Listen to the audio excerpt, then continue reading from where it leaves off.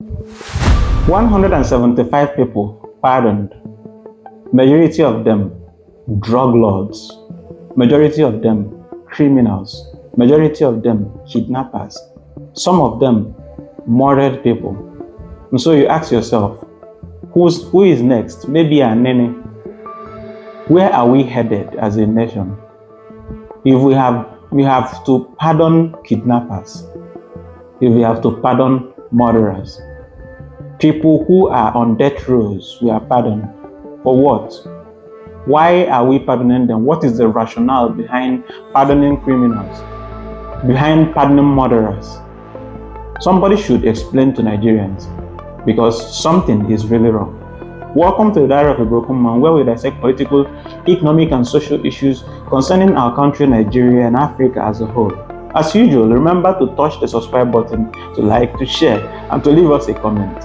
And so, President Bola Ahmed Tinubu recently made a decision to grant presidential pardon to 175 individuals, including convicted drug lords. This has sparked a number of people into confusion. Why? The criticism was because there is no reason for this. The move has been condemned by opposition like Atiku Abubakar, like Itobi, and so on and so forth. But the well-meaning Nigerians knew how wrong this is. Why would you pardon murderers? What is the rationale? Now, the criticism, number one, is that it is undermining anti-drug efforts. If you are a prosecutor in Nigeria, you probably be wondering what. Because some of these people were prosecuted by prosecutors, and some lawyers were against them in the court. The judges who put them in jail because they did something evil. What happens to these people? So critics argue that the pardon undermines the country's anti-drug efforts and sends a wrong signal to potential offenders and the entire world that we are a nation that allows drugs and drug lords. A nation that pardons criminals. This is the first time in perhaps in history where a nation pardons criminals. Nigeria has been grappling with serious drug problem, with an estimated 14.4% of population using illicit drugs, so many in prison in many countries. So why are we pardoning drug lords? People who smuggle drugs. Why are we pardoning them instead of punishing them? Why? As a nation in big 2025. And it promotes impunity too. The pardon has been criticized by critics for promoting impunity and eroding the rule of law. Many of the pardoned individuals have been convicted of serious crimes. Serious crimes. In fact, one of them killed her husband. Blatantly killed her husband. Stabbed him to death, and was in prison for life. And all of a sudden, she was granted pardon.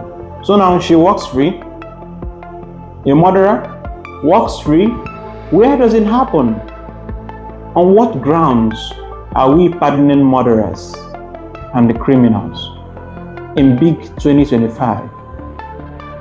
So many of the pardoned people they did something very wrong. Kidnappers. One of them was terrorizing the whole state with kidnapping. He was terrorizing everybody, kidnapping on daily basis, and all of a sudden, the president rationalizes releasing such a person into the society again. Somebody who was terrorizing everybody with kidnapping, and probably has killed a number of people within the kidnapping ring, and he's granted pardon. Something is seriously wrong with us as a nation. So these are issues we are talking about. What is APC up to? What are they planning? Why are they releasing criminals back into the society? Is there something going on that we don't know? Because we are a nation that do not think, that do not use our logic. Because if we are connecting the dots, if somebody noticed what happened in 2025, where criminals were on the street during elections, snatching ballot boxes and stabbing people, I remember some youth corpers who were stabbed and they wounded. So some of them died probably. And we are releasing criminals, kidnappers, murderers into the society once more. Some of them with connections, as I heard. Another thing is that it creates lack of transparency. The process of granting pardon has been criticized for lack of transparency. The ADC has called for a review of the clemency process to ensure fairness and respect for public law and the interest. Now, let us look at the statistics of these people who were pardoned. The statistics. Number one are drug-related offenses. 70 good people out of the 175. 70 people, that is 40% of them were into drug issues. 70 people. 2, illegal mining offenses. 60 individuals, illegal mining, who should be in an underground prison for stealing the national treasures. They are free. 60 people, that is 34%. Financial and white-collar crimes, those who are convicted for other cases, for money laundering and aiding and abetting corruption, there were about 30 of them, 17%. Then violent and the capital offenses, 25 good individuals. I mean capital offenses. Some of them should have been, if we still allowed death by hanging and so on. These people, some of them should have been put to the ropes. The president pardoned them. So what is the rationale? Why are we pardoning criminals? That is the question I keep asking. So Atiku Abubakar described this pardon as reckless and shocking. And there is no reason. It is in fact, reckless is in fact a mild word for this. It undermines everything that justice stands for in Nigeria. And it emboldens criminalities. Because more criminals will now be waiting for pardon. More murderers will now be waiting for pardon. More kidnappers will now be waiting for pardon. Because we have a president who pardons criminality. Another ADC National Publicity Secretary, Bolaji Abdullahi, condemned the pardon, saying it was a national disgrace. It's more than a national, it's an international disgrace. It's an international disgrace. In fact, one of my lecturers, he saw the news and he called me and he said, "What is your president doing? Is there something wrong with your president?" You know what it means to release a murderer and a kidnapper back into the society. So let's look at the list of them. Let's take the list, and you see the number of people we are talking about. We remember Shibes serving sentence for cocaine. Sheun Omirinde, 39, sentenced for 15 years for drug. There are many of them. The most annoying is Emmanuel Baba, 38, sentenced to death for culpable homicide, commuted to life imprisonment. Another person is Emmanuel Gladstone, 45, sentenced to death for murder. Another one is Lima Kusum Wilson, 34, sentenced to death for culpable homicide. Another thing, homicide.